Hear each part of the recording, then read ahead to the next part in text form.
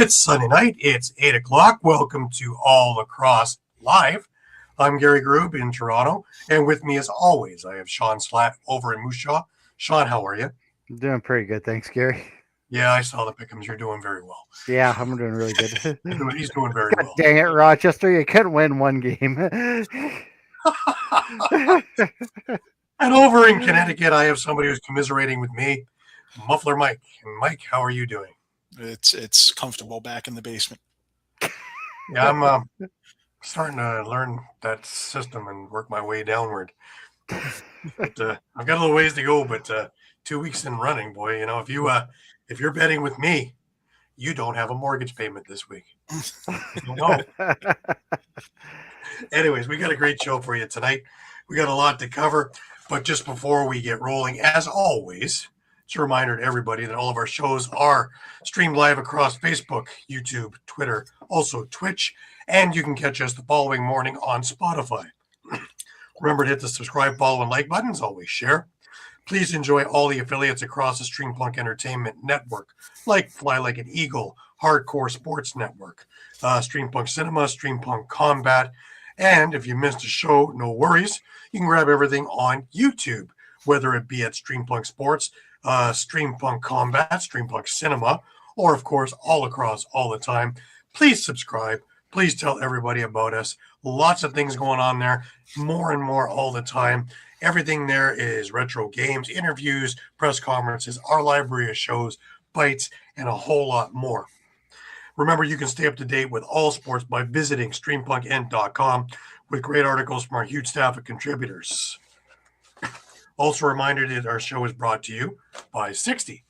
60 is Canada's newest and most exciting sports uniform and teamwear brand, delivering top quality uniforms and teamwear that reflects the spirit and identity of each team.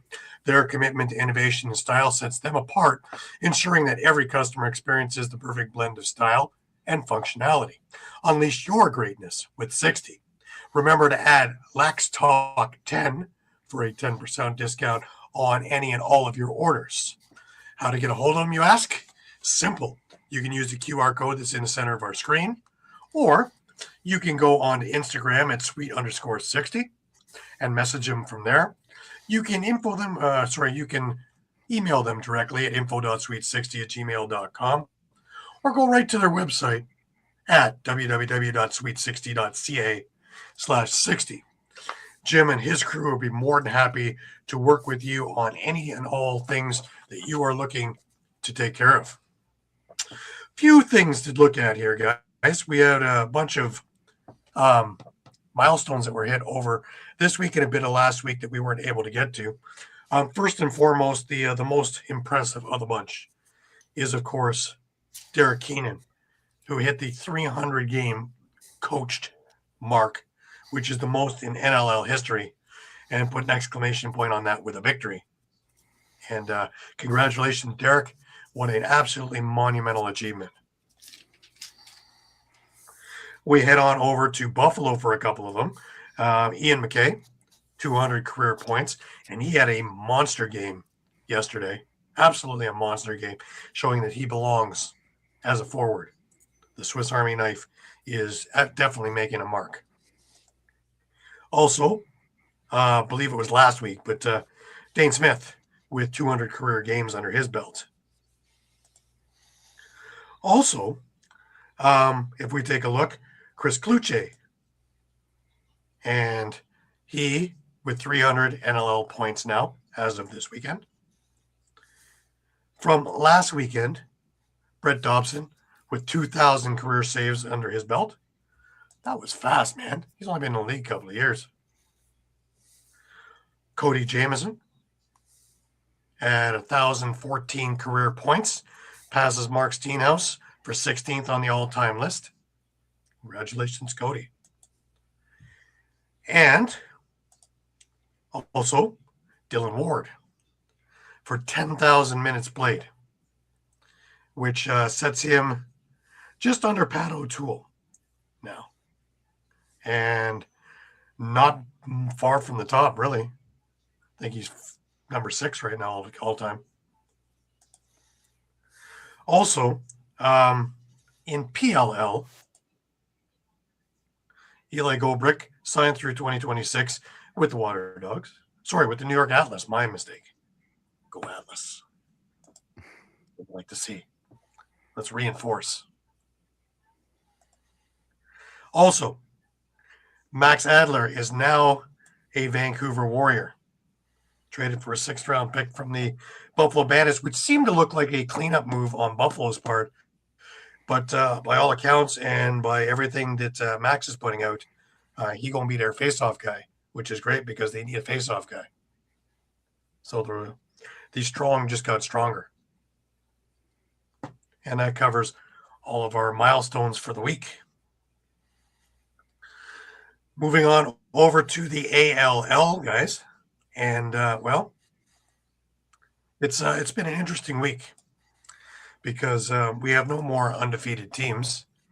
And we have a team that I thought really would be running away with things, starting to run away with things. Let's start with Friday night over in Brampton, where the Oswego Bears visited. And, you know, they've had a pretty good year all around. But this particular game was not their finest showing. However, after the first quarter, it was 2-2.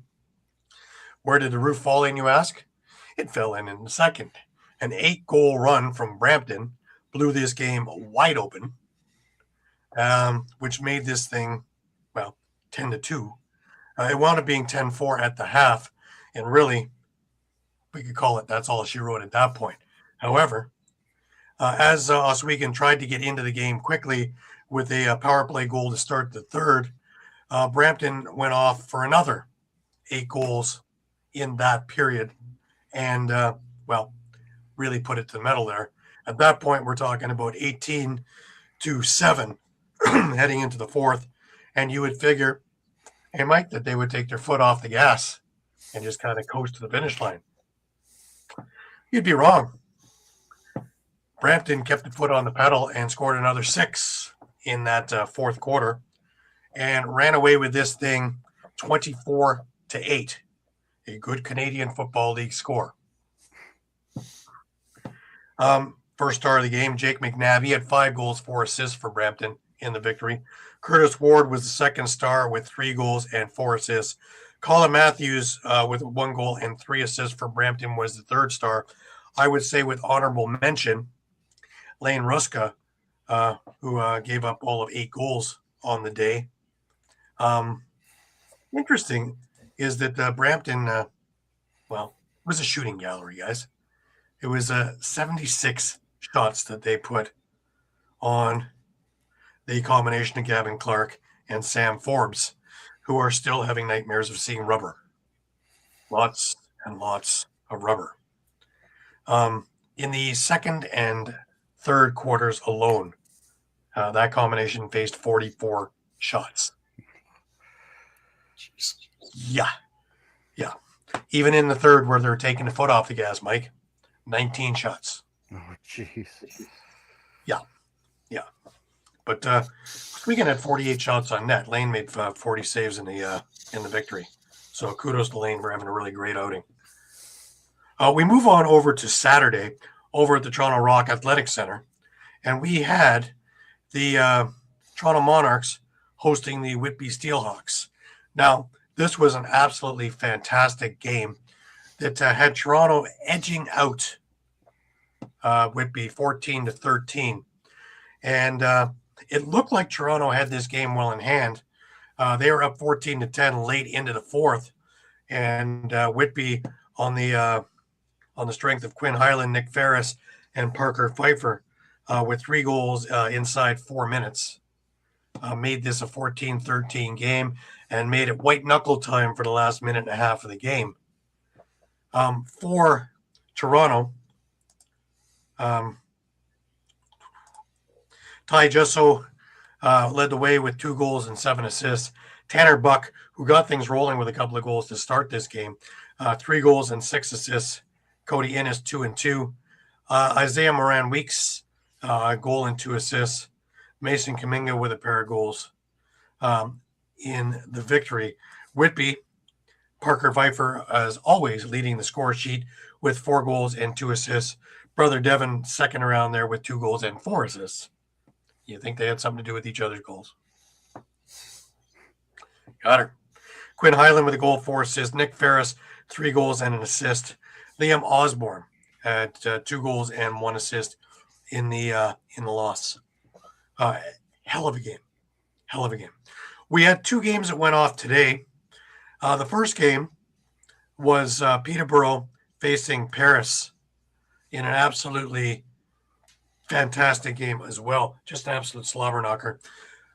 Peterborough coming in, I believe, 3-0, are undefeated no more.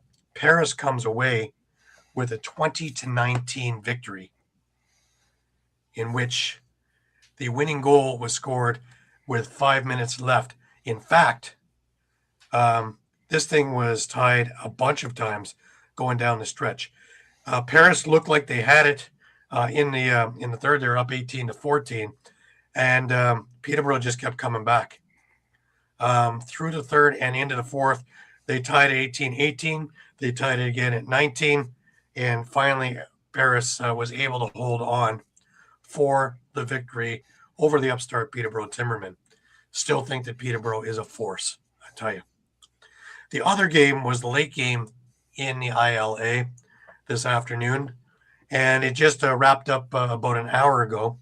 And it was Oshawa facing the Six Nations Snipers, and Six Nations comes away with a 15-13 victory, in which Oshawa was actually winning with half a period to go in the fourth, and 3 goals in 2 minutes, 2.5 minutes at the end of the fourth took Six Nations from the loser circle to the winner circle, with Mitch Zulian scoring the sealed goal with 1:07 left. Wes Whitlow with a power play goal for the game winner with 2:23 remaining. So if we're looking at this week's power rankings, we have a bit of a change in things this week, because we now have Brampton sitting atop the power rankings with a 3-1 record. Peterborough is now just slightly in number 2, also with a 3-1 record. Oswego has slid down. They are staying put at 2-2. Toronto went up 2 spots, sitting at 2-2. Paris up 2 spots, 2-2. Whitby slid down 1 at 1-3. Oshawa went down 3 spots at 1-3. Six Nations is holding there at 2-2, but well ready to come out of the basement. They have shown me quite a bit in the last 2 weeks, and I see them moving up really quickly. Looking ahead to next week's games, we have, circle this one on your calendars. Next Friday in Brampton, you have the Peterborough Timbermen against the Brampton Express in a battle for first place. This is going to be one worth watching. By the way, if you're looking to watch any of these games, you can go onto the Arena Lacrosse League YouTube page and watch these games a day or two after they have been played live. All the games are up on their page. Or if you can go onto the arenalacrosseleague.ca website, you can catch them as well there. On the Saturday, we have one game, and that will be Paris facing the Toronto Monarchs over at the track at 2 o'clock in the afternoon. And Sunday, 2 games at the ILA. Oshawa against Oswego, that's going to be a big game as well, whether Oshawa can right the ship. And Whitby against Six Nations. Now, this will definitely take Six Nations out of the basement in the power rankings if they can beat Whitby. It might put Whitby in the basement. Interesting how that curve will go. Some things that aren't what we're used to seeing in the ALL this year. Parity is a wonderful thing. And teams that have been on the cusp of doing some really good things over the last couple of years, well, they're starting to come to fruition. I give you Peterborough. I give you Six Nations. I even, as bad a week as Oswego had this past week, I haven't given up on them yet. They have still been a pretty tough team up to this point. Had a bad week. But check it out. ALL, where you can catch NLL players, NLL style play, and not NLL prices. So this past week, guys, I had on the NLL Lacrosse Talk Show a really great guest, really special guest. Kristen Del Bianco was on the show with us, and what a great interview it was. You can check that out on our YouTube page. It's there. You can check that out on my YouTube page as well. It's there as well. Or you can check out any of the Facebook pages. There are clips on our Instagram page as well. I want to play one clip for you just to give you a little gist of how it was going. And let's have a look at that, shall we? You guys have just an absolute fantastic team. You go into Buffalo in the finals, and you are the heavy underdogs. You go in and you absolutely shut down a powerful Banis lineup in Buffalo in game one. Let's talk about that, and let's talk about just the feeling as that game was going along. Yeah, I think that's another one of those situations that maybe being a young kid like made it easier, right? Like you kind of don't feel as much pressure. You're just kind of like, okay, like I'm gonna go swing for the fences here, right? And hope it hits, right? So I think we had a very good veteran defense with a lot of big bodies, a lot of guys that kind of were very good communicators and good at kind of taking certain lanes and give me the looks I want. And I think once you had that momentum of stealing one in Buffalo, I think deep down you knew, hey, we don't want to, although we won here, you don't want to go back to Bandit Land for game 3. So when we went home, it was kind of that feeling of, okay, we need to get this done. And the second game was another one. It was just as a fan at the edge of our seats for the entire game.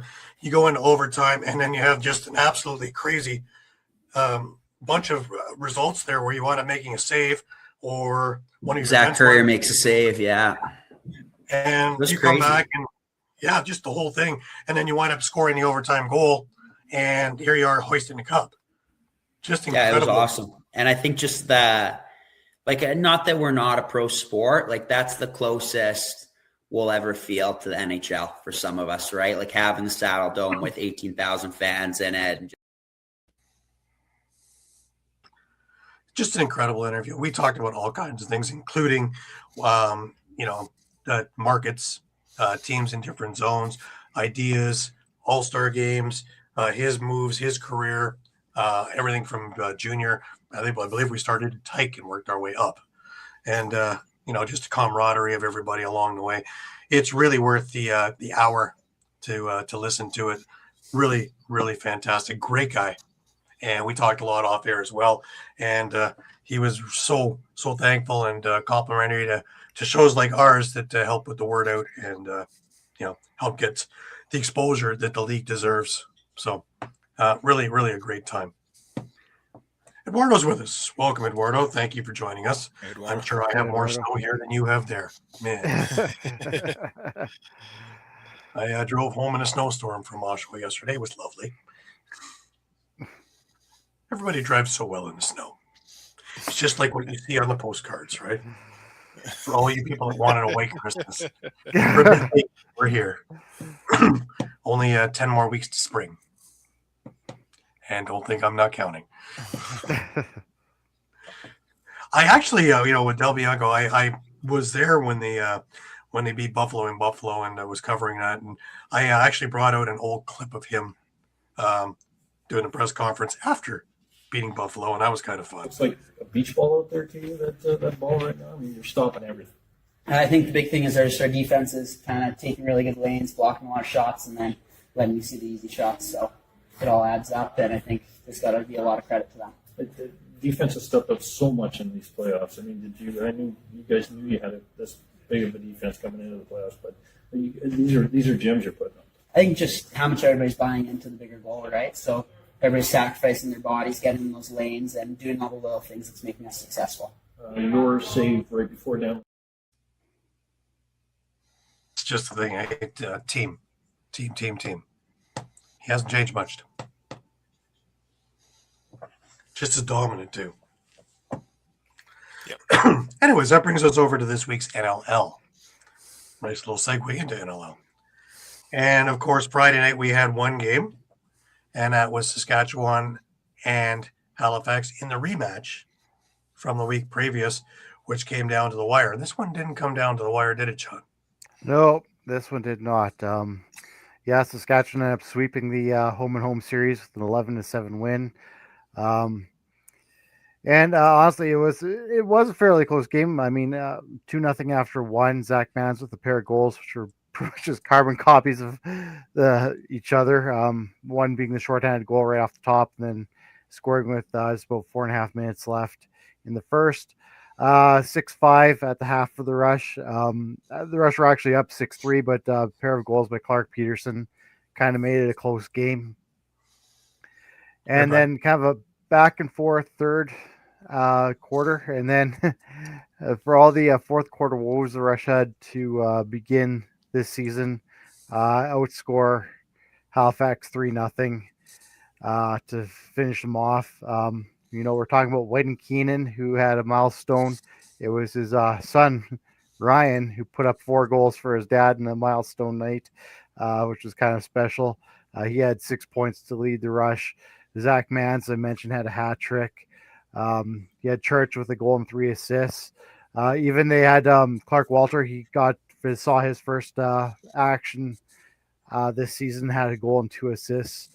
I think the big sticking point here is you look at the power plays.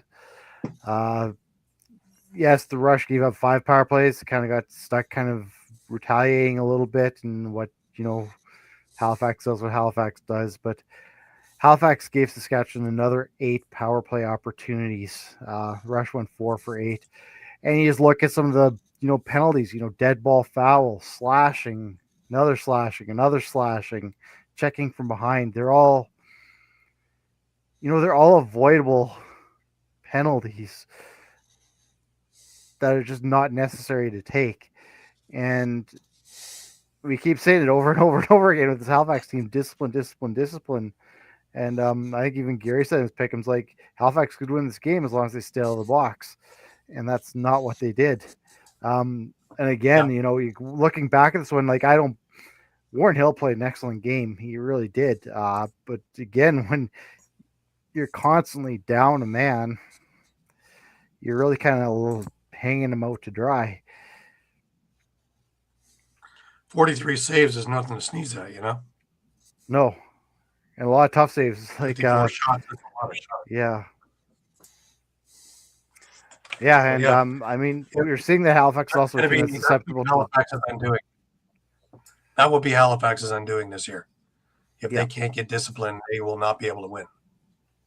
Because teams like Saskatchewan, Buffalo, Vancouver, Rochester, Colorado now on my radar, they will make them pay, and pay dearly. Just ask Albany. Yeah. Or Oshawa. Sorry, Oshawa. Freudian slip, my mistake.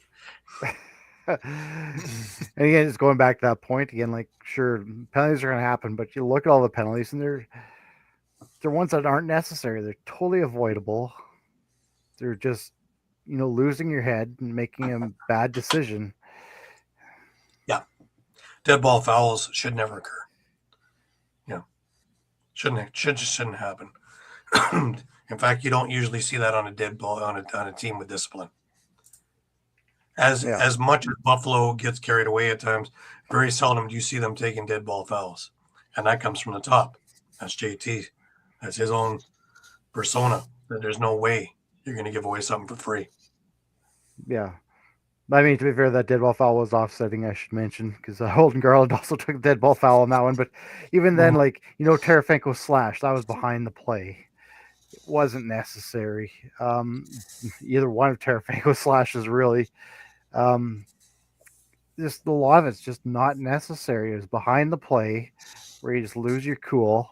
And you just can't, like you said, you just can't do it. On Halifax, though, there's guys that should be scoring that aren't. Randy Stotts comes to mind. Had 3 assists, but no goals. Dawson Theed had a pretty good game, but he got caught up in a lot of the brouhahaing behind the plate too. I can only imagine the type of game he would have had if he would have been focused throughout. Bombery, another one where you brought him in for that particular reason. And 3 assists is all nice and things, but no goals. is no help. Just little things like that. Withers was outdueled at the faceoff dot. Jake Naso, he actually got the best of him through most of this game. Actually, this whole home and home, I mean, first game in Halifax was about a 50-50 split. I think Withers was a little bit better than Naso in Halifax, but not by much. And then, you know, here, I mean, yeah, Naso got the better of him. So, I mean, I look at it as that, you know, Naso really coming into his own, or is that Withers, you know, not showing up? I think a little bit of A, a little bit of B, but I think Naso is that good, honestly. Yeah. But which is your diamond in the rough, one you didn't expect to be. The other one is it's hard to disappear when you're 6'11" or 6'8" or whatever he is, Jason Knox. And really, he was invisible. You barely knew he was on the floor. He was invisible. Yeah. Absolutely had no impact in this game, which is odd because he's usually got something going in there. Same thing with Mike Robinson. Yeah. But 3 shots on net, but really not a whole lot of much. As for Saskatchewan, it looked like it was spread around pretty nicely. Not only did you couldn't key on Keenan because Church was around there, Boudreau, Haley, a bunch of guys in there. Zach Mans with 3, and more importantly, Zach Mans got it rolling early, which is what they needed, and kind of piggybacked off that. Yeah, no, I mean, the shorthanded goal right off the top was huge. And you mentioned, Gary, when we were talking kind of during that game or just shortly after, I mean, when this Saskatchewan Rush team puts in a full 60, they're a scary bunch. Yeah, they are. They're not many teams going to beat them if they put in all 60 minutes. I want to get the coach and what he had to say about this taking. And here's Derek Keenan. First, before we even start, 300 career games, National Lacrosse League record. Just kind of your thoughts on Well, I honestly, I think it was Heather from our sideline reporter there mentioned it to me about a month ago, and I really had no idea that I was getting that close to 300 games. So, like I said, and this is not BS, like it just means I'm getting pretty old and I've been around a long time. So, but it's like I said to our guys there, like when it's a privilege to be in this league at all, and to be around it as long as I have has been a privilege, and also I think more importantly a privilege to be around a group like we have here now, and like we've had here for many years. So it's nice, and of course it's nice to get a win. You know, it's a lot more memorable if you get a win in a milestone like that. So yeah.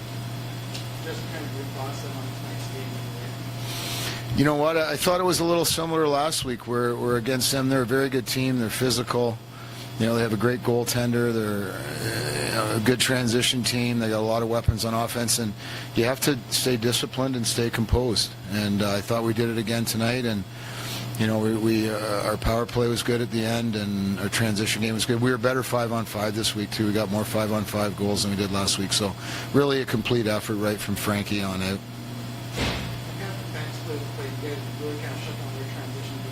Mm-hmm.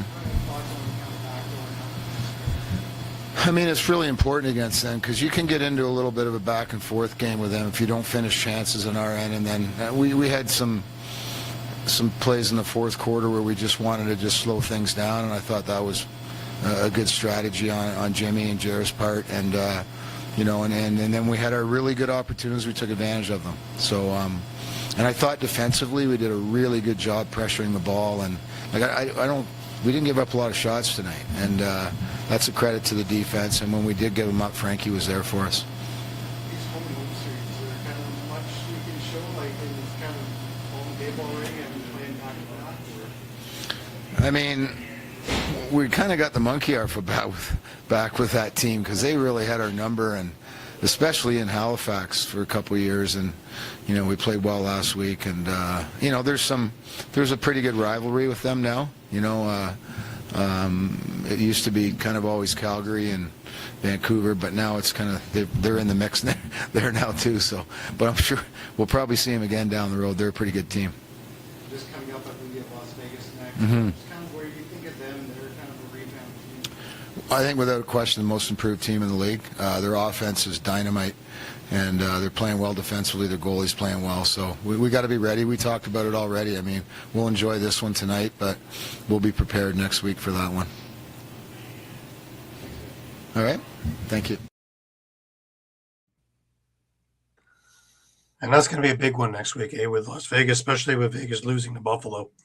And Saskatchewan on a high right now with 2 wins in their pocket over Halifax. However, it doesn't get very much easier because Las Vegas is a heck of a team, though they ran into a bit of a speed bump yesterday.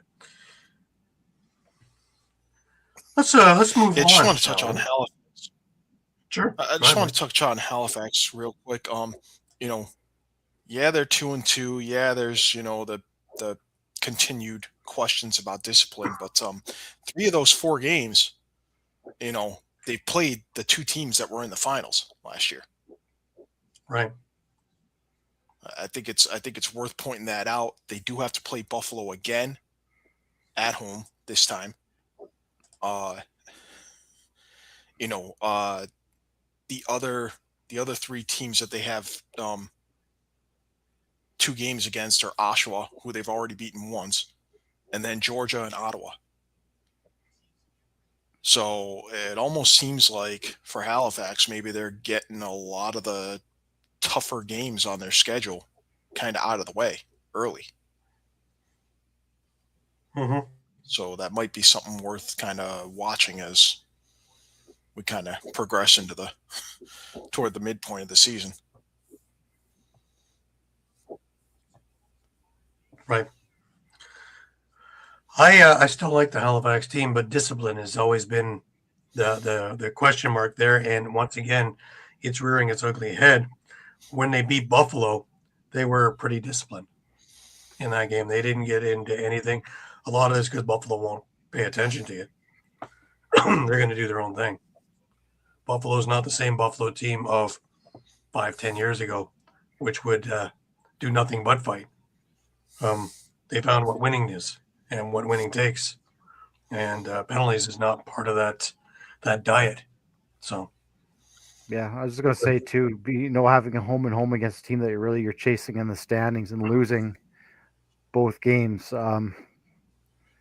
That's really a 4-point swing in the standings when it comes to wins. let alone tiebreaker. Even against the tough teams, you got to at least get tiebreaker is a big one too. Good point, Gary.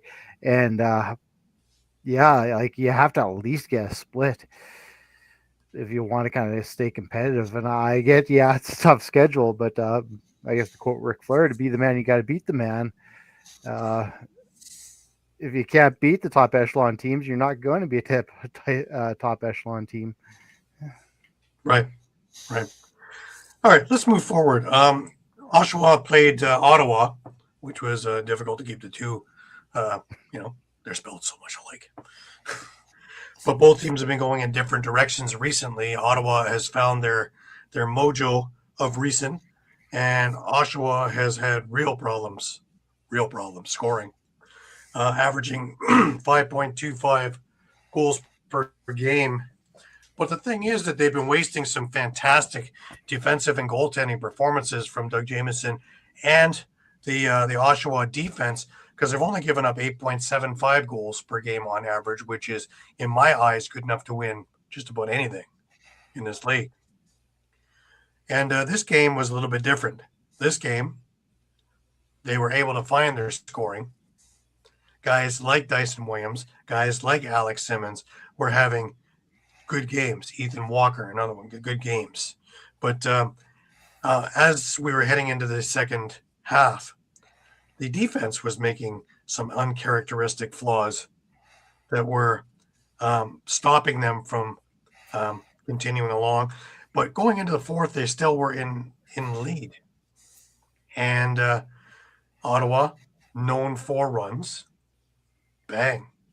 had that 4-goal run that changed everything around. But let's go back to a little bit more at the beginning of the game. And right off the hop, Ty Kurtz got Oshawa on the board.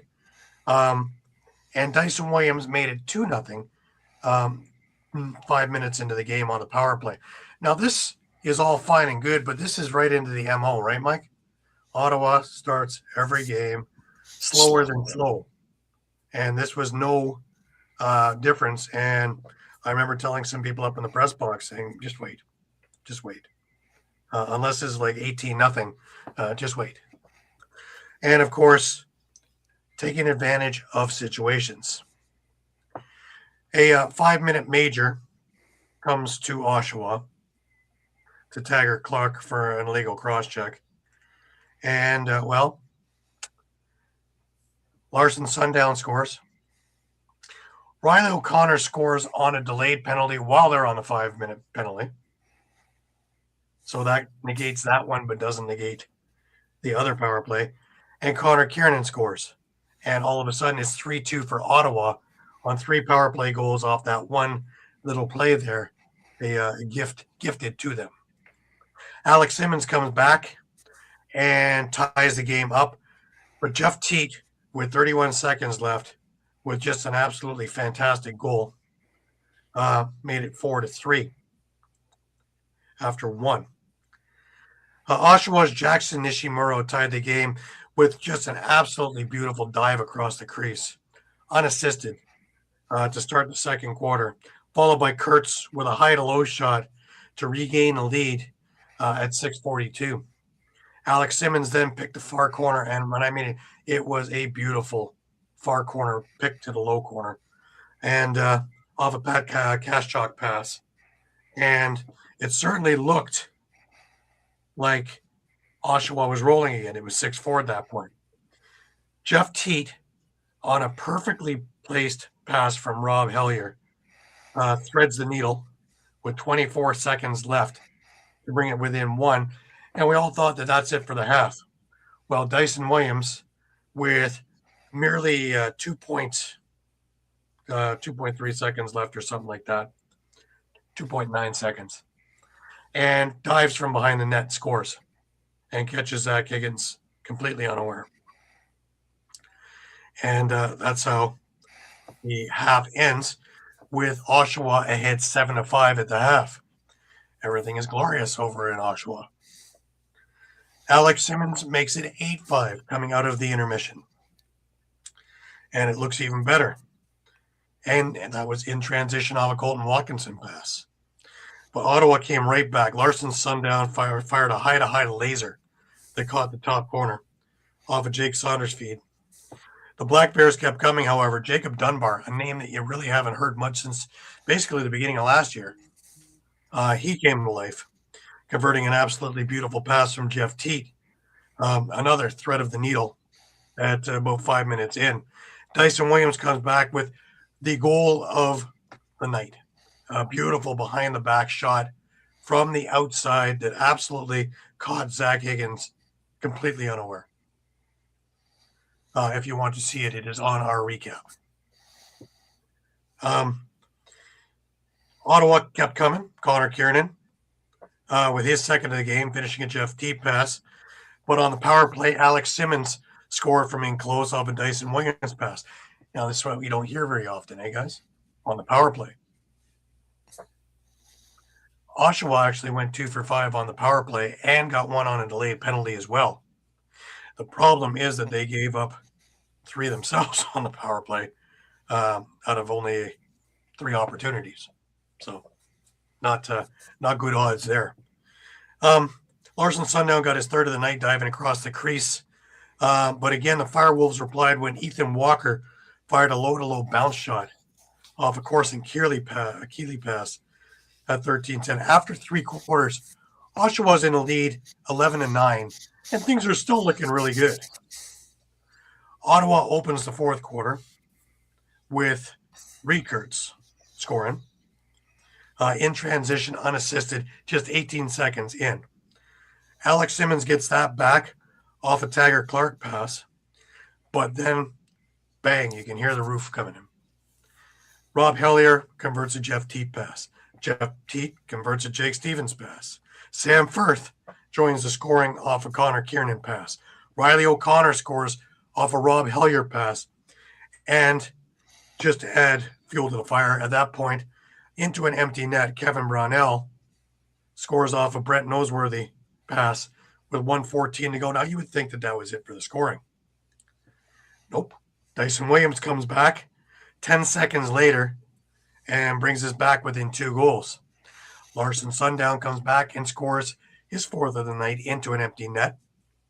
Alex Simmons comes back off an Ethan Walker pass, again making it 2 goals, a 2-goal spread, but with only 8 seconds left, and that's how it ended.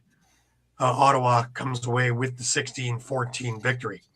It comes down to that one run that they couldn't stop in the 4th of 4 goals and then an empty net goal a few minutes later. That's the big thing in this game.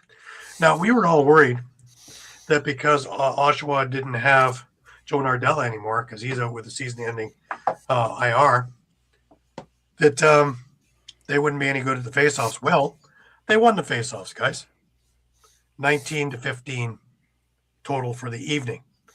Their downfall, again, was that they couldn't convert on the power plays that they were given, going 2 for 6 on the evening. Shot-wise, pretty even, 58-54 in favor of Oshawa. So Higgins had to be on his game. And I'll tell you what, where I thought he was a little bit off in the first, he made up for it in the 4th, because there were 3 or 4 big opportunities in the last 3 minutes that Higgins came up big on each and every one of them. And in fact, earlier in the game, he also stopped a penalty shot. So did Zach Higgins earn his money? Yes, 44 saves on the night. Doug Jamieson made 38 saves on the evening. But they still can't get the monkey off their back and are sitting, I believe, 1-5 now. 1-4. 1-4? 1-4? Yeah. Still, you're almost putting yourself out of the playoffs. That's a lot of teams to jump. I have Glenn Clark in the press conference. Let's give a little listen to what he had to say. League as well. It's acknowledging the significant cultural contributions to our game, our sport. So I think it's good that it's a league-wide initiative and recognize it. So it's important. Does Dougie talk to the guys about it in the room at all, or? Not a lot, no. I mean, Dougie sort of keeps to his own business in that. I mean, there'll be maybe some smaller side conversations in that, but not as a sort of a global thing. Did you do any in Albany, or did you have any nights in Albany? Yeah, we did as well. Okay. Yeah. Thanks. Coach, what happens in the sport? You've got the offense solved, and then you have a rough night defensively. Yeah, we had a lot of uncharacteristic individual breakdowns defensively. Really surprising and not in character for certain individuals. So yeah, it's tough because we felt like we had some momentum rolling, and then we had breakdowns defensively that just really at this level are exciting. And those breakdowns tend to compound themselves into finding they had a lot of guys in front of that. Yeah, I mean, they compound themselves into goals. I mean, causing effect. So that's disappointing for the guys that we expect more from. But on that flip side, though, a good night for Alex Simmons, a good night for Dyson, really, really good night in front. Yeah, I mean, we finally got a number of 10. So offensively, that's that was what we wanted to accomplish. But then the other half of that equation is not good enough. So that's the game. Ottawa's been a team of runs all season. Coming into this game, did you have any strategy to control their sort of 6 and 5 goal games that kind of happen? No, I mean, you just have to play well. I mean, I don't think there's any sort of magic pill to sort of say, well, we're not going to give them a run. It's more of we want to stop every single time. So we had breakdowns, and like I mentioned before, they were uncharacteristic for players that normally give us better efforts. special teams was a factor tonight. Clark, can you speak to that on both sides, both the penalty kill and power play units? Yeah, I mean, I thought our power play was a little bit better than it's been. I don't have the line in front of me, but I think we scored 2 and then won 6 on 5. Those 3 power plays in a row from them at the beginning kind of hurt us, but you know, we still want to be more dangerous in our power play. We're not, our movement patterns and our shot selection still aren't where we want them to be. Glenn Hendry in Durham. Glenn with 2 ends, by the way, Coach. Okay. The transition, you had a chance at the end there, and you had a couple of transition opportunities. And is that something you got to work on, or just Higgins came up big there? I mean, the work is put in. I mean, we have a shooting chart, and we go through looks that we want to do in tight, spots we want to hit, stick position, angle, approach, all those kinds of things. So we do work on it, you know, and then it's real time. So there was some opportunities in that game where we hit our spots and we shot to the chart and we shot to where we thought we'd have success. You know, goalies are going to make saves, but it's more about just kind of executing what information they have and what we worked on. Well, it says it all, really. That's one thing I like about Glenn is no matter what, he will tell it the way it is. And uncharacteristic guffaws from some defense that are usually pretty solid for him. And as shown in the 4 games up until this point, is that's been the one thing that they haven't worried about is defense and goaltending. Yep. I'll also note Ottawa's first game, not giving up a run of 6 goals or more to an opponent. So right. I thought that Ottawa did a fantastic job stopping momentum of Ottawa, especially in the third when they started getting things moving. That every time that Ottawa would score, not long after that, Oshawa was right on the doorstep and a lot of pressure and usually potting 1, if not more. And it just seemed that they just fell off in that fourth quarter. And once it started snowballing, they couldn't stop it. And I guess that's why guys like Jeff T get paid their money, because when needed, he's there. And it's just so easy for him to quarterback. He just sees the game so well as it's developing in front of him that it's almost as though he's sitting where I'm sitting in a press box and watching everything move, and he can see exactly where it's going, which is a gift. Because I don't know many, if any, who can see the game that well as an individual. All right, why don't we keep rolling? We head on over to Buffalo, and it was Tucker Out Lymphoma night over there with Las Vegas into town. And, of course, Sean Williams doing the opening face-off. And quite the game, eh, Mike? Yeah, first game of the second Tucker Out Lymphoma Cup. And looked like Buffalo was going to run away with it, but Vegas puts up quite the fight in the fourth quarter, scoring 8 goals to make it a whole lot closer. Buffalo does escape with a 15-13 win,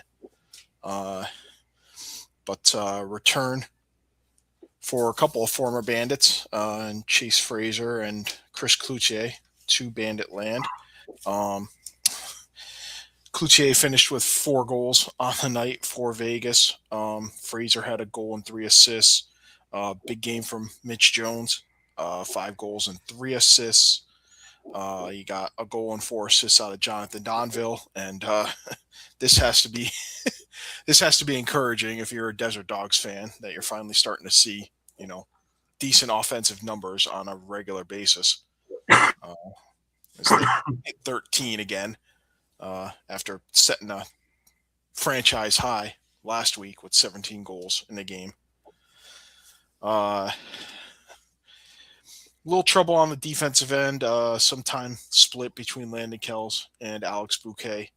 Kells making 24 saves, Bouquet making 12 in part of relief. You did get 4 assists out of Jackson Webster. Tyrell Hamer Jackson had a goal, but only went 11 of 31 at the face-off dot. So Buffalo definitely controlled the possession game. On the Bandits side, 4 goals and an assist for Kyle Buchanan. Josh Byrne had a hat trick and 6 assists. Ian McKay had 3 goals and 4 assists. Dane Smith 2 and 6. He had a goal and 2 assists from Clay Scanlon. Matt Vince 33 saves. And like I said, this game looked out of hand.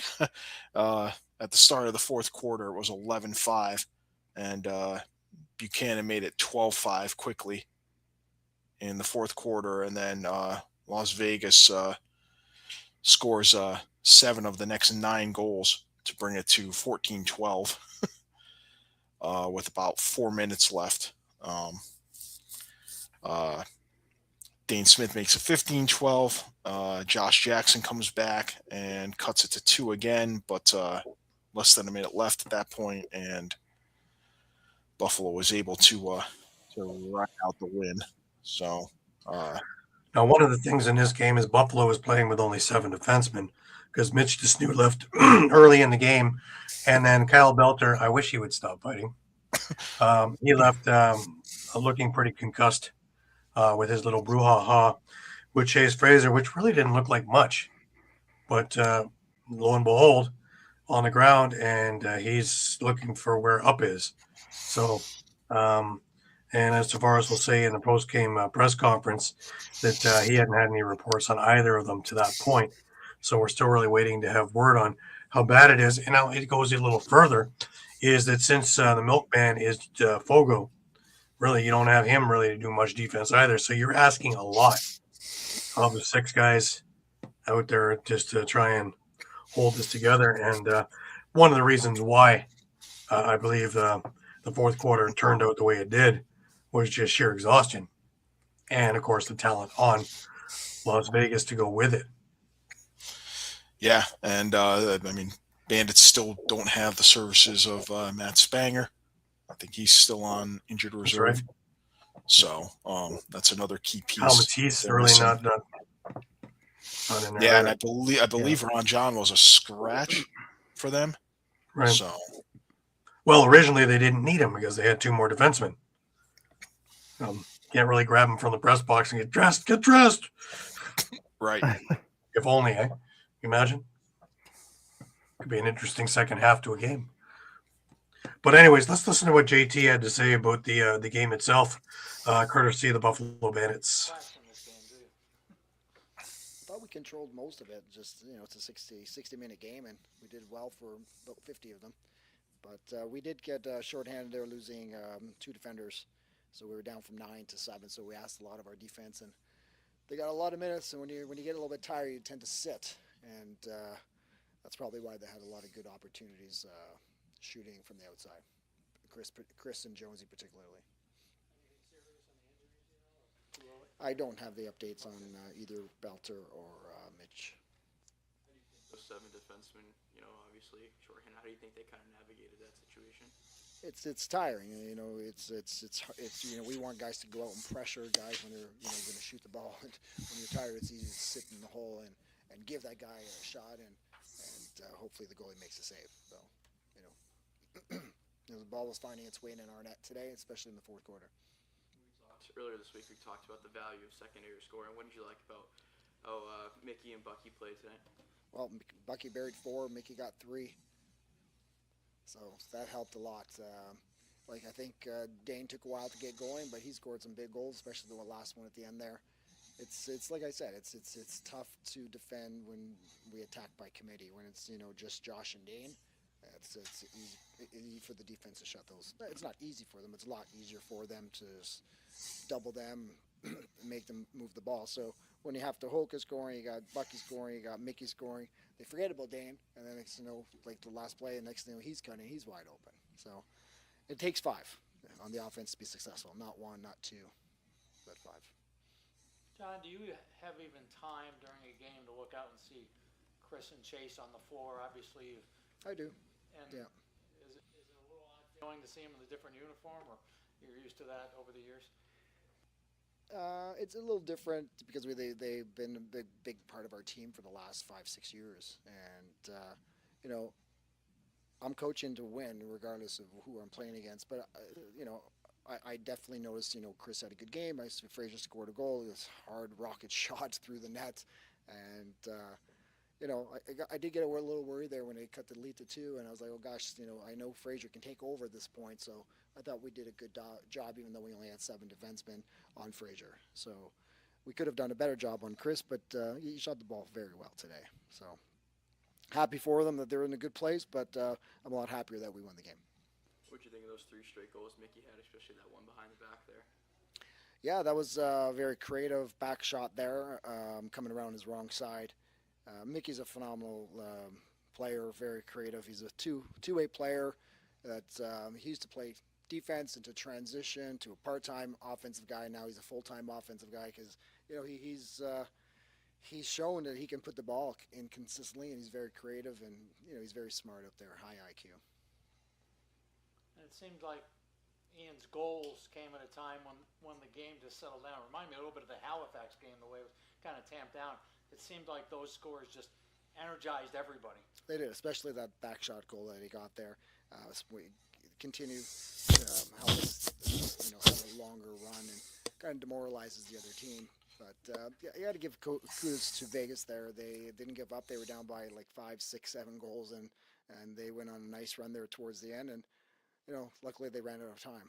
But like I said earlier, our guys played hard, and we were unfortunately short 2 guys. And we have Farrell is designated just as a face-off guy, so that's another body as well. So we're asking a lot of 7 guys to play defense for a whole quarter.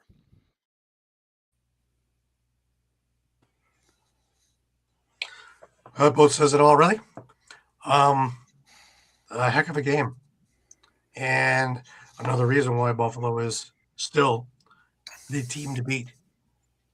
Because every time you think you have them in a corner, the champs have arrived. I want to go back 1 second, and I just want to give a shout out to the media people at Oshawa, because I've never seen notes that have been left for us. These are books, these media guides of everything and anything about both teams. So to be that in depth, a big shout out to Steve Wisniak and his group there in Oshawa, really putting together a top-notch thing for us in the media. So awesome. Let's move on, shall we? And that brings us over to, I guess that would bring us over to the Rochester and Colorado game. And, well, I have my Gavin Prout jersey on for just such an event, because we, and I mean us inclusively, thought that last week against Georgia, that would be the norm, and that would be the end of that. And Rochester being on the high and looking as good as they have to start the year, going in there, well, this would just be, the mop-up. Shawn, I don't think I'm correct. No, I don't think anyone had this one on the bingo card. Colorado comes away with an 18-13 win, so we have no more undefeated teams. Yeah, I mean, Rochester got the scoring started first with Ryan Smith on the power play, but then 4 straight goals from Colorado. Jalen Chaster, 2 from Jack Hanna, his first game since being traded over to Colorado. It looked really good. And then you had Braden Saris to give it 4-1 Colorado. Rochester does come back with their own run of 4, 2 from Connor Fields, 2 from Ryan Latchberry, and it's 5-4 Rochester. And we're like, okay, here comes the Nighthawks. Not so much. A 7-goal run, I believe it is. So don't check my numbers here. Yeah, 7-goal run from the Mammoth to start. Well, pretty much the entire second quarter. Put the Mammoth ahead 11-5, and then late goal by Lanchbury, and it's 11-6 for Colorado at the half. And of interest too, we saw Ryan Hartley get the start, but he eventually did get pulled for Riley Hutchcraft in this game, which was a tough one to see, I guess, for obviously with Hartley, a little bit of an off night for him. In the third, Rochester kind of started battling back a bit. McConvey with a goal. Ryan Lee replied. Then you had Lanchbury and McConvey again for 12-9. Just as a note too, maybe a bit of a concern for Colorado, as Ryan Lee did go down with his, looked like he injured his other knee. So hate to see that, especially a guy who worked so hard to get back. And if he's a lineup that could be a tough one for the Mammoth. They open the fourth quarter. Dylan McIntosh scores. Will Malcolm, and it's 14-9. Pisano and Ryan Smith, as well as Ed Williams against his former team, and they make it a 2-goal game. So they make a bit of a comeback. Vela and Gillis make it 16-12. McConvey with a minute 34 left makes a 3-goal game, but then Chester and Pilato put the game away for the Mammoth. One other thing of note too, I mean, Dylan Ward looked like the Dylan Ward of old. 44 saves, giving up 13. He looked just on point, and what has been ailing him the last couple of years, I think he's over that hump now, and really kind of out-dueled another great goaltender in Ryan Hartley. And I guess the other question is this the Colorado Mammoth we're going to be seeing now, or is that just kind of just a hiccup in the road for Rochester? One of the big things I think that Colorado did was they were able to control Ryan Smith and Connor Fields in this game. They both had a pair of goals each, but they didn't go off and have 6 goals and 4 goals and all the things that usually happen. Now, you can't plug up all the holes in the dam, so of course Thomas McConvey went and had 3, and Ryan Lansbury had 4, but they were able to control the majority of the play that it went into their wheelhouse, and then down the stretch, the guys who were supposed to do it for them did it. Because you take a look at Will Malcolm coming back and really just absolutely annihilating Rochester with 9 points. Jack Hanna looks like he didn't miss a beat, and the 1 goal he had was just absolutely insane. But to put 2 goals, 6 assists down, just an absolutely crazy night. And Jalen Chester really, coming to where he's supposed to be in all this. Thomas Bella as well, So getting it from home, absolutely. You know what I'm saying, Sean? Yeah, no, I was just going to say, like Will Malcolm absolutely just took over this game at one point. And I mean, that's kind of what he's been brought in to do. And maybe, just kind of looking at it almost seems like bringing in Jack Hanna was just kind of that missing piece that they were looking for. Just kind of offset and help out those guys like the Will Malcolms, the Ryan Lees, and kind of put a little bit of pressure in that extra. It helps spread out the offense as well. Yeah. You can't key on Ryan Lee. You've got Jack Hanna there. That opens up Braden Saris, who had a couple of goals on a night and is finally getting his chops in the league now and doing what I thought he could do when he was taken from Peterborough earlier in the draft, right? And he's a big kid and really has great hands. And he's going to make a big statement in this league. And now I think he's starting to get that feel for it. So a little unfortunate Ryan Lee went down. Hopefully it's not too severe and he's not out for an extended period of time. But this is the Colorado team that I think we all thought we were going to see off the beginning.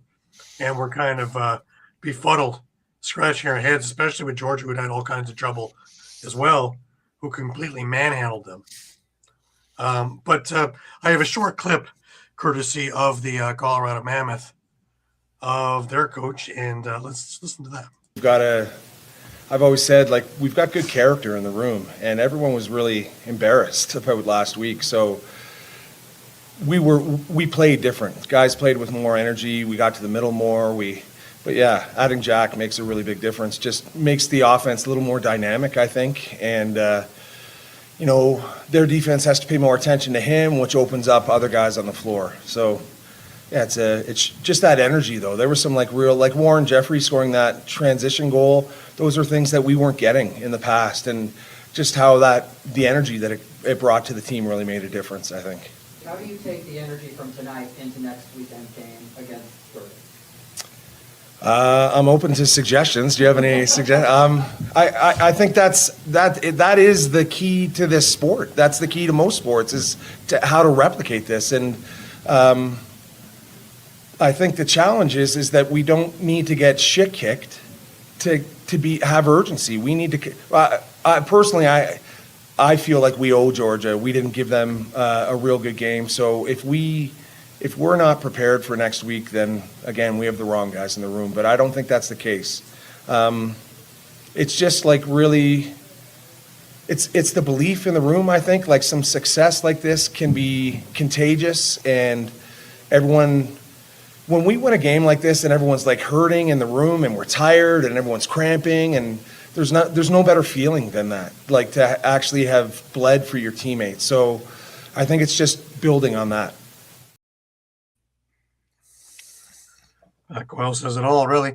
I look at it this way: is now they're not going to be gripping their sticks nearly as hard, which means that they start becoming a dangerous group because they can start freewheeling again, and they have the talent to do it. So look out. This is another one part on that list now of, on the upper echelon, which is about, it's not 2 or 3 anymore. I'd say it's 6 or 7 that are teams that you have to kind of Spockian eyebrow watch and see how they're doing and where they're doing it and why, and go accordingly. Let's not forget that Andrew Q's still out right now for them. Yeah. So when he returns, that offense is going to be even more dangerous. Yeah. And kind of going back to what Pat Quill said too, it shouldn't happen, but the shit kicking they took, maybe that's what they just needed, was that maybe they needed that bad loss against Georgia kind of as a wake-up call. Well, it makes you look in the mirror going, what's wrong with us? Yeah. And they had a long, deep look. I think lucky for them, they didn't have a bye week where that would have to sit with them for 2 weeks. And they're able to get back on the horse and this time ride it throughout the rodeo. And here you are, and with a great win. And like you said, Dylan Ward looking like the Dylan Ward of old. That's scary, because the last couple of years it's been hit or miss, more miss than hit. And if he's feeling it and playing that way, then the rest of the team lightens up as well. Then you're going to see their transition games start to pick up as well, because they're not going to be so apt to need to stay back and worry about what's going on back there. And, that's how champions are born. So a heck of a win. I think that's a statement win, if there ever was one. All right, that brings us to our last game of the week, and that is Calgary and San Diego. And this is a penalty-filled mess, really. But Calgary needed something like this to get themselves righted after last week against Buffalo. Yeah, definitely another example of, you don't want an embarrassing loss to sit for too long. And in this case, Calgary got to rectify it a week later, while San Diego had to sit on their embarrassing loss to Rochester from 2 weeks ago through 2 bye weeks. So Calgary does come away with a 15-11 win for their first win of the season. So now there are no more winless teams in the league. for San Diego, they're dropping to 1-2, and both of their losses were at home. So that's a little concerning because Pechanga Arena is usually a very difficult place to for a road team to come out with a win. And so far they're 0-2 at home. Big nights for Tanner Cook and Braden Maye, both of them with 3 goals and 6 assists for 9 points each for the Roughnecks. Secondary scoring stepping up, something we hadn't been seeing from Calgary. Hayden Dixon, hat trick and an assist. Tyler Pace had 2 goals and 5 assists.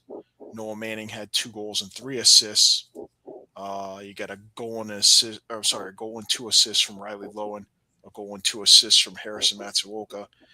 Aiden Walsh had 48 saves. And yes, a big penalty-filled second quarter, 28 minutes in infractions handed out, including a fight between Justin Inacio and Eli Gobrecht.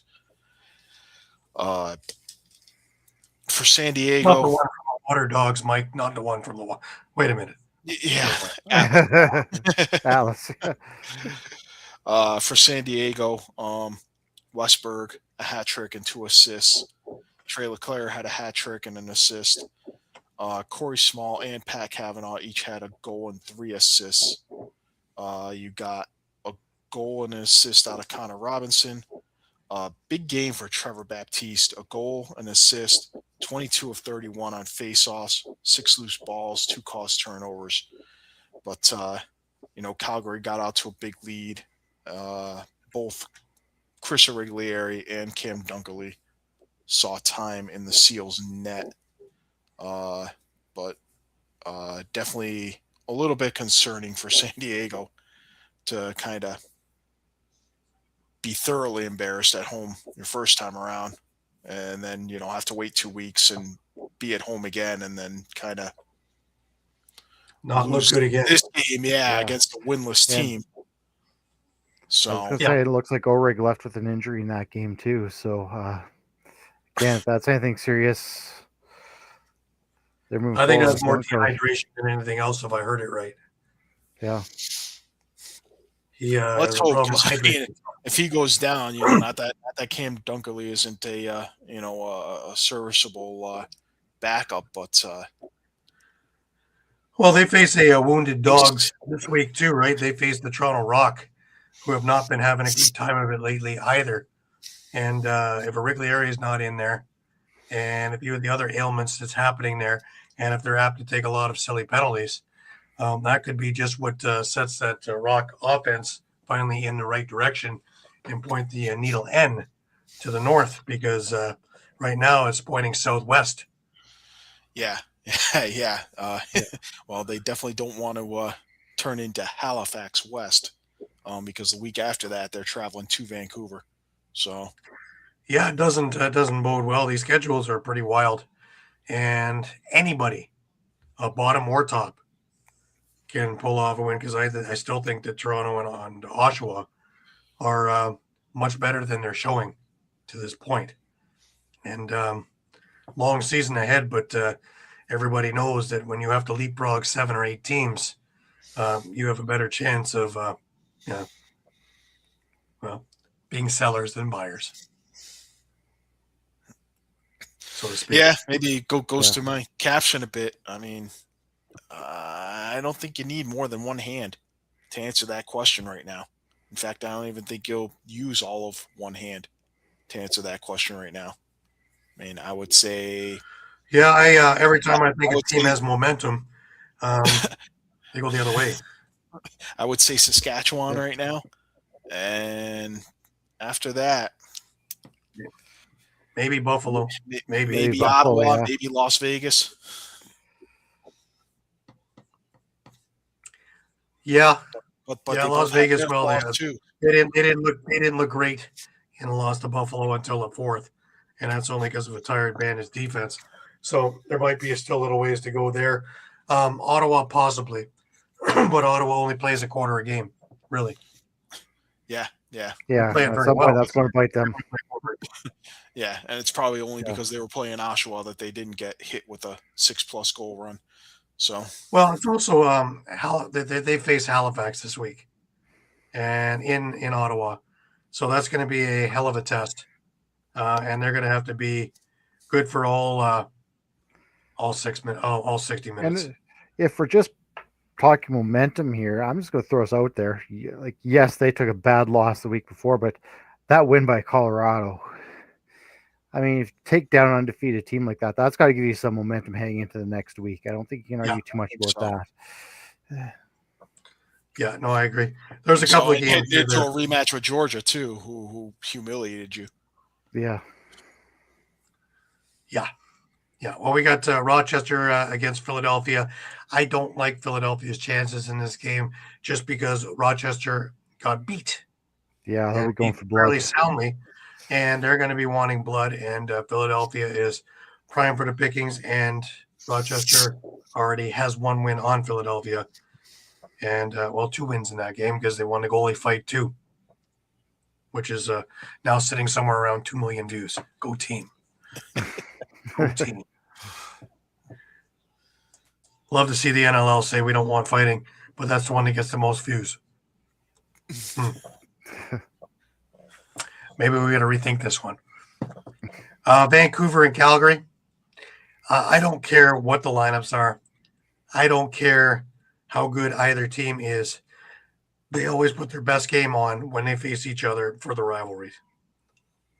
It's kind of like Toronto and Montreal in hockey. It doesn't matter if one team's in the basement and one team's in the top. They always seem to have this game of games when they play each other.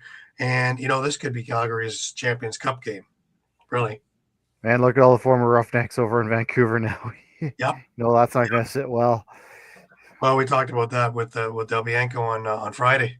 And, of course, it's recreated his junior and his NLL teams in there. And, of course, most had a lot to do with Coquitlam as well. So taking from A and taking from B to form C is really what that is. Saskatchewan and Las Vegas in Las Vegas, I think, is an interesting game. In fact, that's one that's circled on my calendar to really pay attention to, because you have the team that is really should be there at the top, and you have the upstart team that is vying to become near the top for the first time in their history.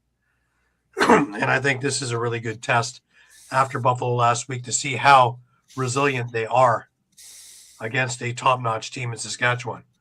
And can Saskatchewan once again play all 60 minutes? Because if, like we talked about before, if they can play all 60 minutes, they're scary good. If they only play 42, they're not that scary. What do you think, Shawn? Yeah, I'm right with you on that one. I think it's going to be a little bit of a litmus test for Saskatchewan just to see if they're are they for real at this 4-1 record, or are they still kind of middle of the pack? And the same with Las Vegas. I'm kind of interested to see, how the transition game will work out, especially with Saskatchewan, who lives and dies by that transition against Las Vegas. Could be interesting. Saskatchewan's usually used to low-scoring games, whereas, I think you're probably going to see a higher-scoring game in this one and see if they can kind of keep up with that. Right. Now, this is we're still on Friday night, guys. This is the first real real big week for the NLL. We have one more game on Friday night, and as Toronto rolls into San Diego, as we just talked about, and both teams are struggling. And is this what the doctor ordered for both teams to try and get on with the show before it's too late? Because God, there's an awful lot of talent on both teams for them to be flailing away. Yeah, especially in San Diego's case. I mean, to lose this game and be 0-3 at home. Yeah. So we'll be paying close attention to the season. Yeah. Very close attention to the injury reports to see if Wrigley is going to be playing. I think he will be, but just anything's possible, right? Yeah. But, there's going to be a feeling of desperation all around in that game. Now we head to Saturday, and again, the game to circle on the calendar is Buffalo is into Rochester. I know everybody in Rochester is all up for this one. This is always a barn burner because the place is packed, because all the people driving the half-hour drive from Buffalo will be over there to fill that barn, and you will have quite the electric atmosphere and two absolutely top-notch teams. And Rochester, who just took that defeat, going to want to right the ship. Yeah, And and they already that'll be played the night interesting before. because exactly there'll be 24-hour turnaround from a game And having to the night before. travel in from Philly. So Buffalo is just sitting there, and most of those guys live in the Buffalo area. So really is not a big travel for them to make morning shoot around. Whereas Rochester be going all night after the Philly game to get back into Rochester so that they can be getting a bit of rest before game time. So let's see how brutal a game they play in Philadelphia, how rough a game Philadelphia wants to take to them, and are they doing Buffalo favors while they're doing it? Interesting. We move over into Oshawa. I will be at this game. This is the Gales night, Green Gales night, and check out these beauties of uniforms, guys. How about that? Nice. It's awesome. Your vintage Gales ones, and behind that is the Firewolves ones in the same style. So there's going to be a lot of things in there, right down to Jim Bishop's daughter, Gail, doing the opening face-off. There's a number of things going on there. So this place is selling out most every game right now. So you're going to want to get your tickets now. And this will be interesting. This is another Halifax having played the night before in Ottawa. Yep. See how they bounce back. Yep. And Oshawa that found their scoring, but can they put it all together for 60 minutes? That's going to be a big thing. If they can, and I think they have the ability to, and if they don't take any dumb penalties, 5-minute cross-checking or something stupid like that, which brought Ottawa back into the game, if they can let Halifax take all the penalties, maybe they can build on the upswing of their newly found power play, because Dyson Williams and Alex Simmons, they are on point. Add in a longboat and you're going to have yourself a real formidable power play. And instead of if you take a look on either the recap or on YouTube or even on our page and listen to Alex Simmons in the press conference yesterday, talking about the power play of not doing the pump and actually just shooting, finding the place you want and shoot. If they do that, they're more successful. And let's see what they can do. And if they catch a hot Horn Hill again, right? Could be a 3-2 game, Hill against Jameson. The Six Nation goalies facing off. Just for an extra storyline. They should have been in the Indigenous Night game this week. That would have been a little more interesting. We have one more game in the week, and that is Colorado and Georgia. We talked about that. And that Colorado is going to want to come out for blood after the embarrassment from the last time they met. This time it's in Georgia. So let's see how that all plays out. But I think that Georgia's in for a much busier night than last week. If that happens, do we start getting the talk about Lyle Thompson again? I still think it's a little early on that. Never too early to shop to see what you can get, right? Who knows? Can you imagine if you're a Buffalo and need one more thing to go over and that's available? Would it be worth mortgaging the future to 4P? Oh. All right. I mean, I'll play line one again. What are you asking for if you're John Arlotta? Yeah.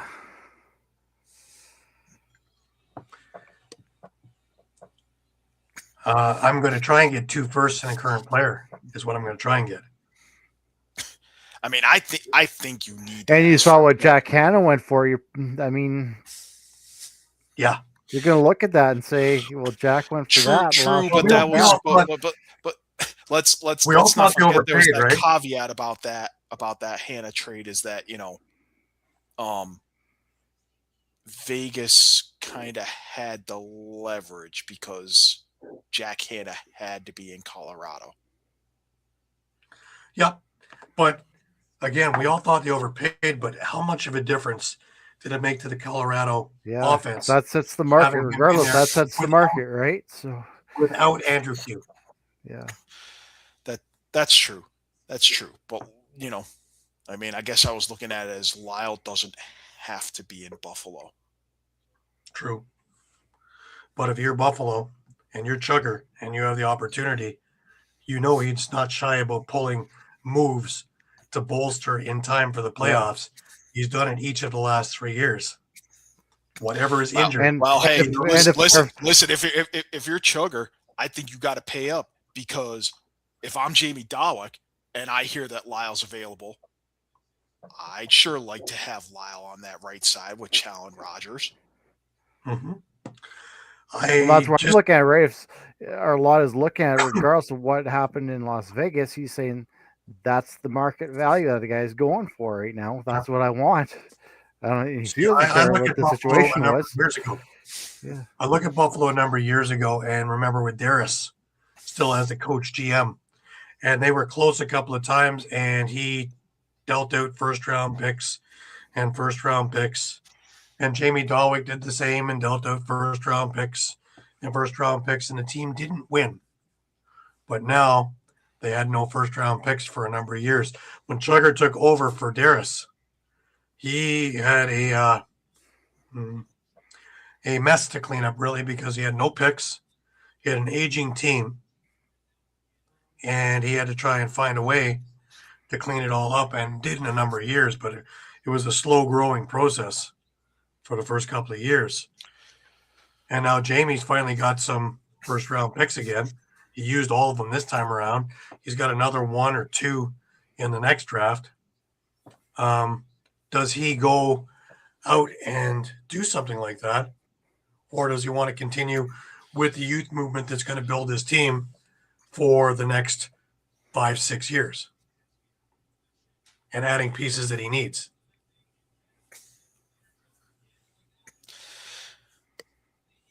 Yeah, I mean, I think you're going to get maybe a couple of draft picks. I just keep going back to the player, because looking at it from Chugger's perspective, you just lost Fraser, you just lost Cloutier in the offseason. Mm-hmm. Clearly, Dane Smith, Josh Byrne, Ian McKay, and probably Nanticoke are untouchable. Right. And Nanticoke's more, honestly, at this point, Ian McKay's more untouchable than Nanticoke, even though Nanticoke is local, has the indigenous connections. If I'm Chugger, McKay's my number 3 forward right now, and Nanticoke's my number 4. How about this one though? Mike Triolo hasn't fit in yet. Is he expendable? And you made this big move to get him. He hasn't, but I can't see John Arlotta giving up Lyle Thompson and getting Buchanan or Triolo or Lucas Nielsen in return. You need a big with 2 name. first-round picks at this point. Well, with 2 first-round picks, yeah, but I'm willing to drop a first to a second or a third if I can get a bigger name player. And what if I get a bigger name player on the defensive side, knowing that I don't have Joey Capito anymore. Mike Manley's getting up in age. Jordan McIntosh is getting up in age. I'm starting to lose some of my bigger names. And, I think John Arlotta knows, the future of his defense is Michael Grace and Kaysen Tarbell, Wiedemann. These guys are younger. I just wonder, you're talking about big Now names. here's the Though, then, unsung names also. Would you be looking at maybe Dylan Robinson to go around with a couple of first round picks? Because there's one guy who is completely. I think it needs to be him or Wires or Spanger. Because that's the thing with a big name. That's the thing with a big obviously you're name not is going like to be you're not able going to to get get. I mean, obviously you're not going to be able to get Priolo, Paul Dawson. Plus they're older. You're not going to be able to get the Snoo because of his, the him needing to How about be. Nick Weiss?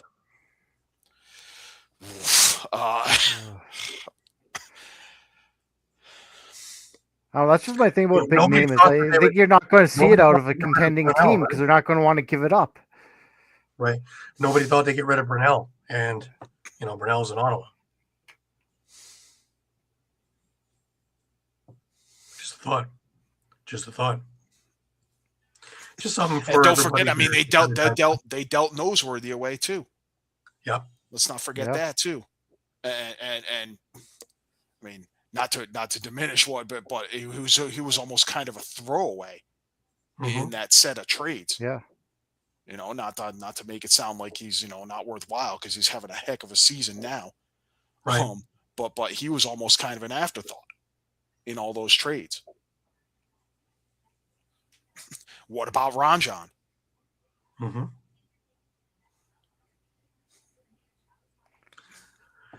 Yeah, he's never really sat in the lineup, has he? In and out, but I mean, so is Matisse. But I can't see Matisse going back to Georgia. Right. Yeah.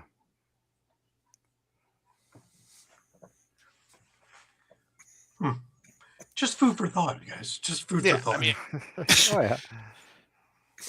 I mean, if you're asking for Ranjan, let's say, and I'll flip flop it. Let's say a second in 26 and a first in 27 for Lyle. If you're a Chugger, are you making that deal?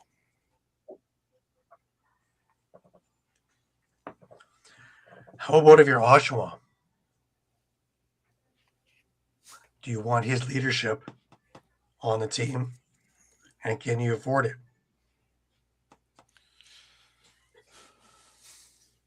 There's a number of pieces that That's could an go. interesting one, yeah.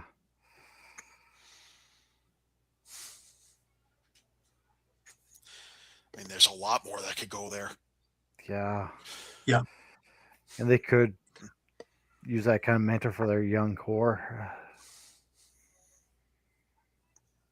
And I don't think it would destroy their future because they are a young group. Again, That's more just a enticing for thought. sure. Just a thought. Just places where I think it might fit. And they, I mean, they have more flexibility in being able to throw back a young right-handed forward or a young left-handed forward or a young defenseman. Yeah. Which is probably, again, what John Arlotta is looking for.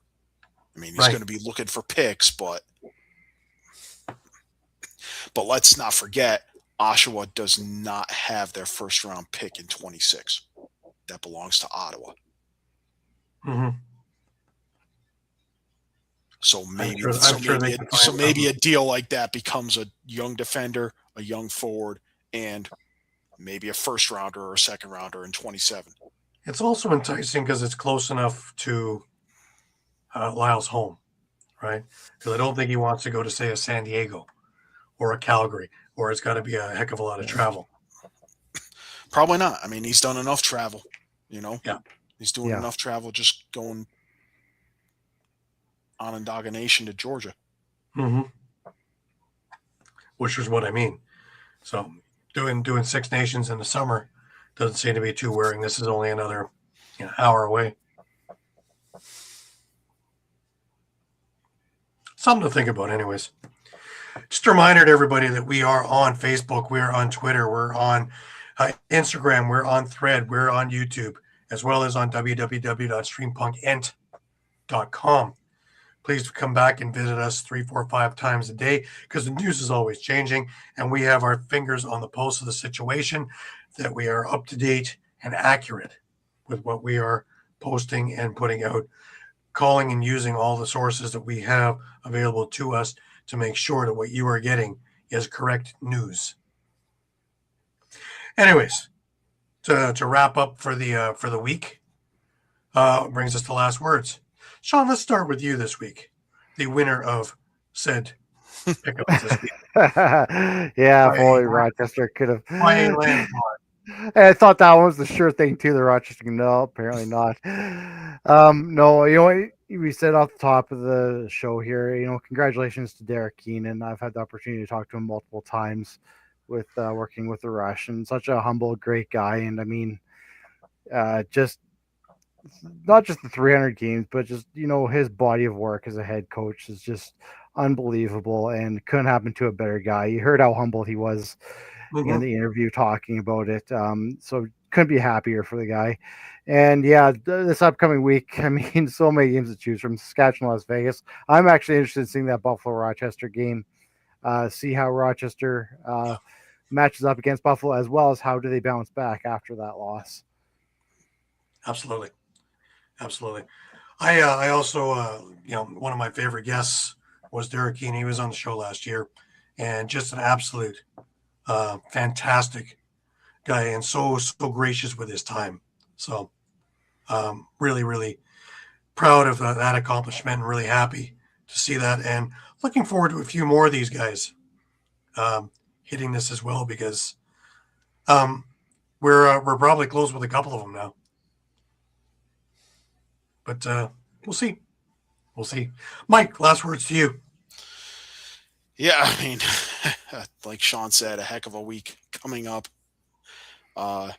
You know, Halifax is also on a doubleheader, so that will be interesting to see how they bounce back after getting swept by the Rush.